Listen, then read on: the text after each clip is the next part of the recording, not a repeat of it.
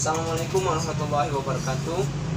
Perkenalkan, nama saya Muhammad Salman dengan NIM 0102 12821 26050. Di sini saya akan menjelaskan soal-soal UTS mikro semester 6. Di sini soal pertama dan soal kedua adalah perhatikan tabel berikut. Di sini adalah harga baju adalah 75.000, 50.000 dan 100.000.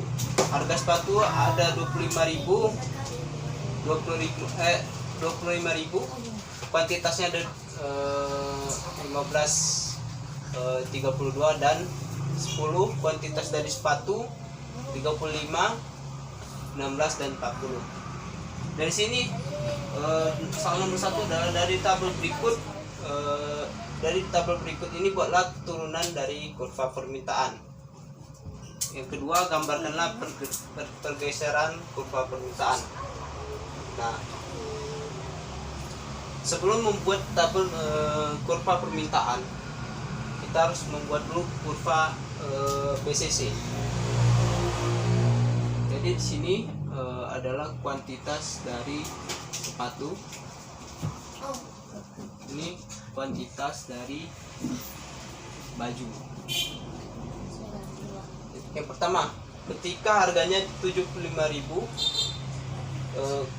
kuantitas bajunya adalah 15 dan kuantitas sepatunya adalah 35.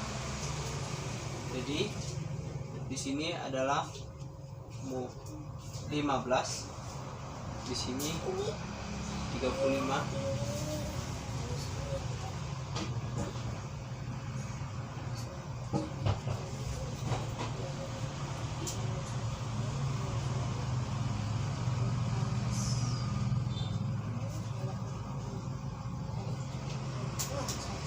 kita tarik garis.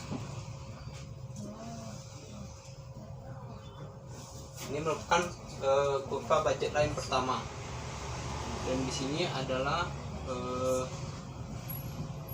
kurva indifference curve pertama. Nah, yang kedua, dari kuantitas baju adalah 32 dan sepatu adalah 16. Jadi sini kuantitas bajunya adalah, kita anggap di sini 32 dan di sini adalah 16. Kita tentukan dulu titik keseimbangannya.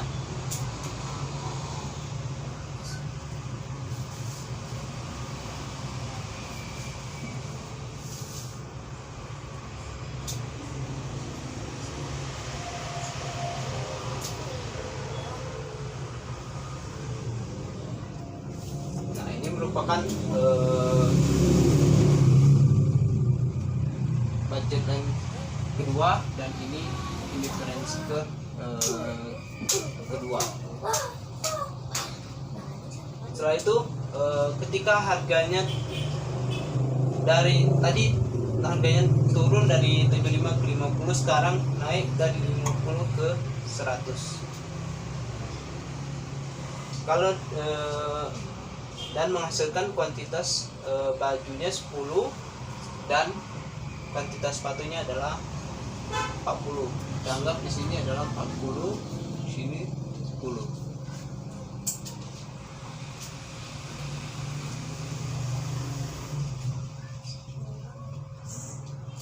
Kita cari titik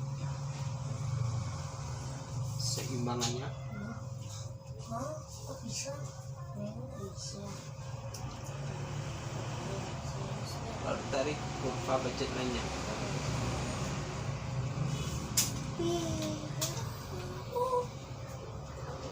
Sini merupakan indifference curve ke-3.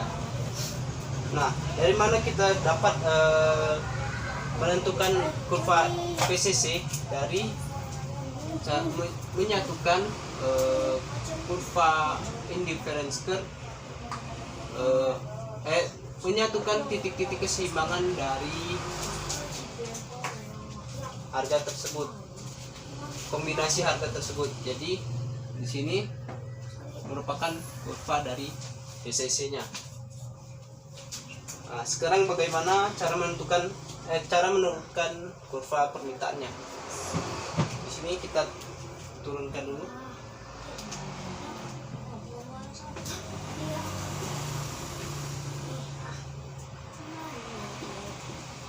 Yang diturunkan adalah kuantitas dari baju.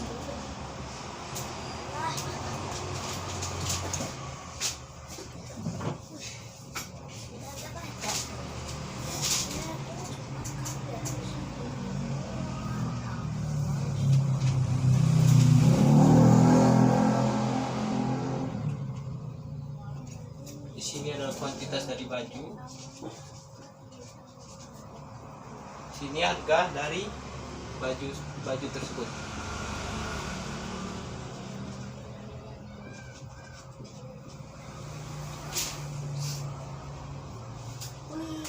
Sudah 100.000, 75.000 dan 50.000.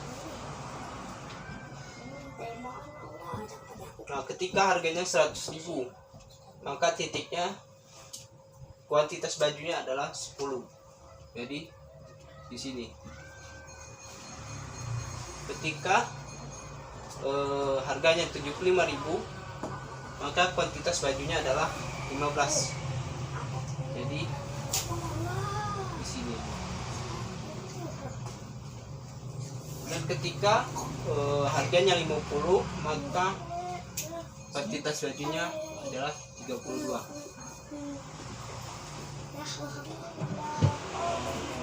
Kita satukan, dan ini merupakan kurva permintaan.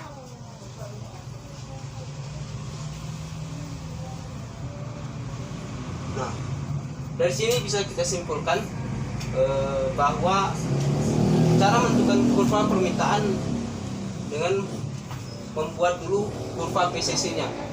Kurva PCC ini terbentuk dari kurva PCC ini menghubungkan titik-titik keseimbangan pada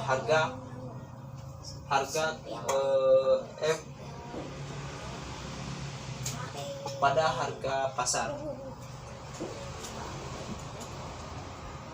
Yang kedua, bagaimana menggambarkan pergeseran kurva permintaan? Kita ambil dari kurva ini adalah 100.000, 75.000, 50.000, dan kuantitasnya 15, 32. Ini kuantitas dari baju, ini harganya P. Yang pertama tadi 75.000, kuantitasnya 15. 75.000, kuantitasnya 15. Ini demand 1.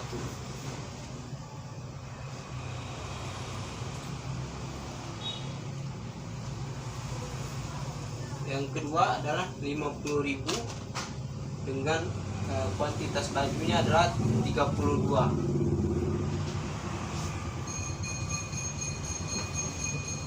Nah, di sini ketika harganya turun, maka kuantitas dari baju tersebut akan naik dari 15 ke 32.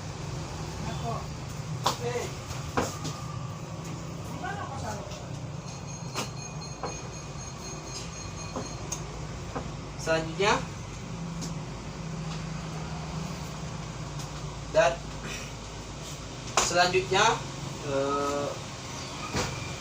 dia naik dari 50 ke 100. Jadi 100.000 kuantitas bajunya adalah 10.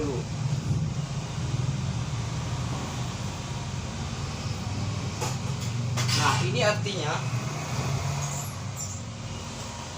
dari 50.000 naik ke 100.000, kuantitasnya turun dari 32 ke 10. Jadi cara pergeseran kurva permintaan dari faktor perubahan harga. Nah, gimana dari pendapatannya? Ketika misalnya pendapatannya 2 juta,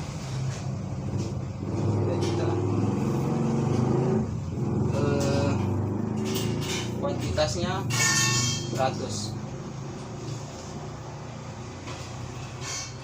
Ketika dia naik, ketika dianya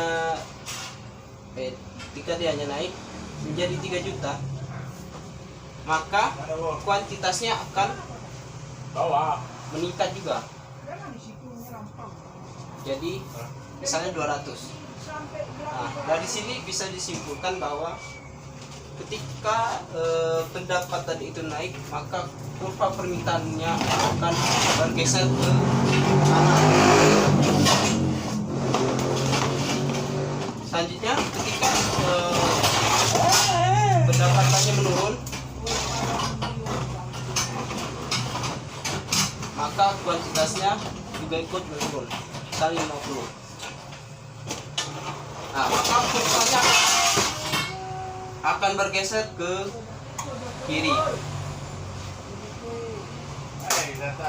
Selanjutnya soal nomor 3. Perhatikan tabel berikut. Pendapatan 1 juta, 1,5 juta, 1,7 juta. Kuantitas baju 100, 150 dan 200. Kuantitas sepatu ada 20, 40 dan 60. Dari tabel berikut buatlah kurva angelnya.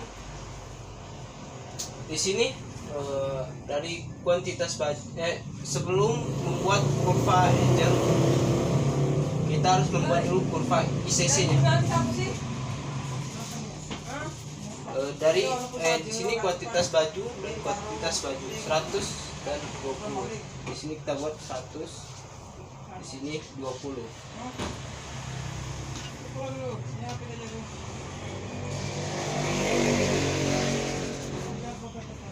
Tarik lurus, dan ini merupakan indifference curve pertama. Saya ketika kuantitas bajunya 150 dan kuantitas sepatunya merupakan 40. Jadi ketika kuantitas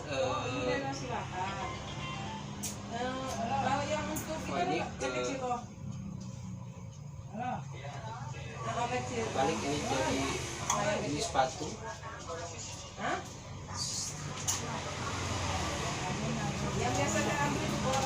dan ini baju. Tadi kuantitas bajunya adalah 150 dan kuantitas sepatunya adalah 40. Kita buat titik kesimpulannya.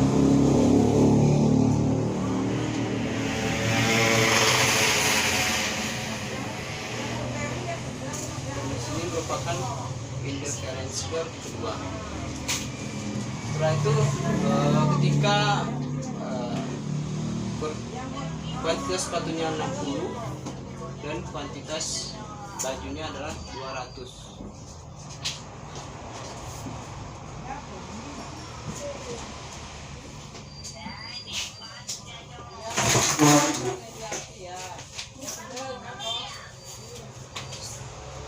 Jadi di sini seharusnya ini lurus, cuman karena buatnya kurang rapi, jadi ini merupakan difference curve ke 3. Nah, gimana cara membuat kurva ICC? kurva ICC menyatukan titik-titik keseimbangan dari perubahan pendapatan. Jadi kita ini merupakan kurva ICC-nya.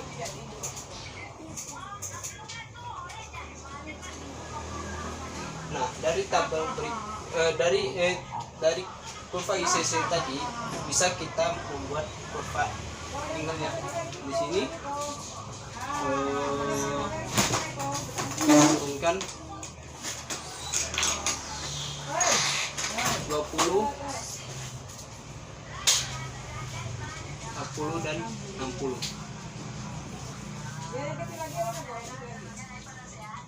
Di sini adalah pendapatannya 1,7 juta, 1,5 juta, 1 juta.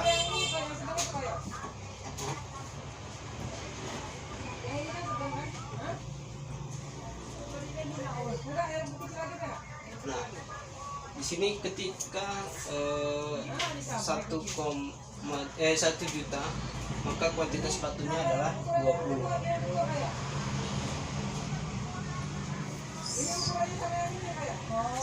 Ketika 1,5 juta, kuantitasnya adalah 40. Ketika pendapatannya 1,7 juta, kuantitasnya 60. Nah, kita tarik garis lurus.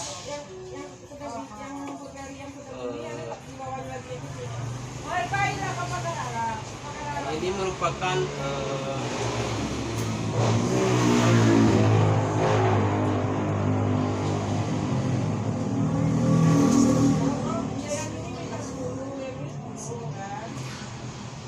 jadi ini merupakan kurva Angel.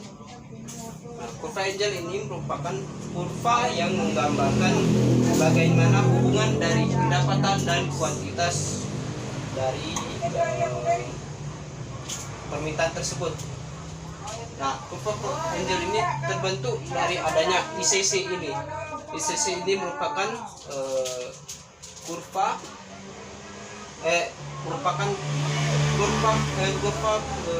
yang menghubungkan titik keseimbangan pada perubahan pendapatan. Bedanya dengan PCC tadi, PCC merupakan berpengaruh dari perubahan pendapatan, perubahan harga. Soal 4, jelaskan dengan kurva network elastisitas. Network elastisitas ini merupakan situasi di mana permintaan individu berpengaruh pada pembelian lainnya. Elastisitas network atau elastisitas jaringan ini terbagi menjadi dua, yaitu elastisitas jaringan positif dan negatif. Di sini saya akan menjelaskan kurva elastisitas positif dan negatif. Elastisitas positif.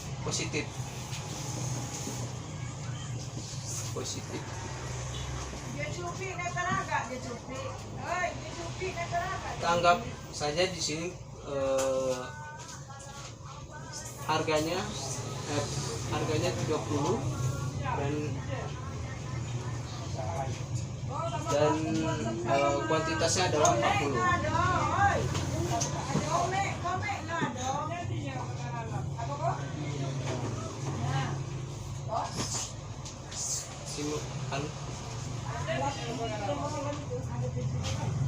D1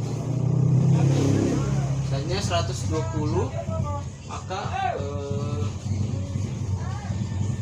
kuantitasnya adalah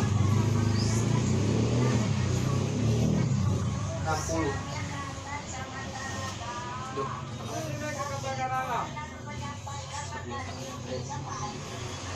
Nah, di sini bisa kita lihat bahwa elastisitas positif ini bergerak ke kanan karena kuantitasnya naik. setelah itu saya akan menjelaskan yang negatif. Ketika harganya misalkan 300 dan kuantitasnya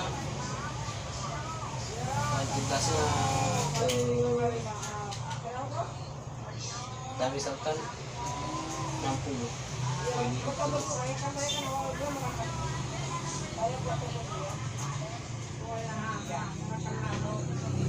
kuantitasnya 20.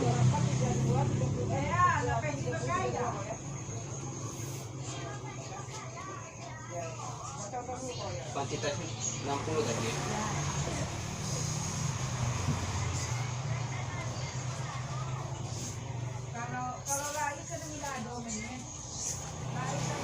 Setelah itu menurun 150.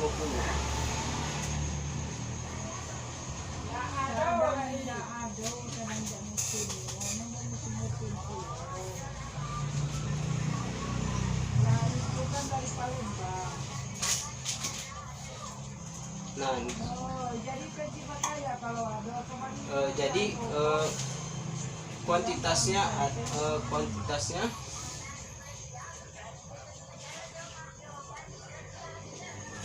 kuantitas dari ininya turun, maka dia bergerak ke kiri. Jadi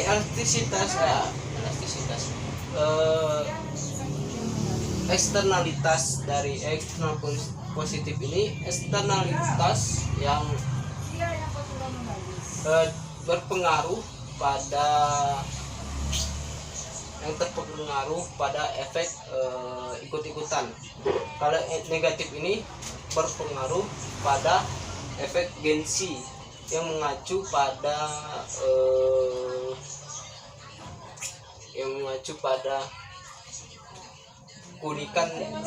keunikan dari barang tersebut. Mungkin itu saja yang bisa saya sampaikan.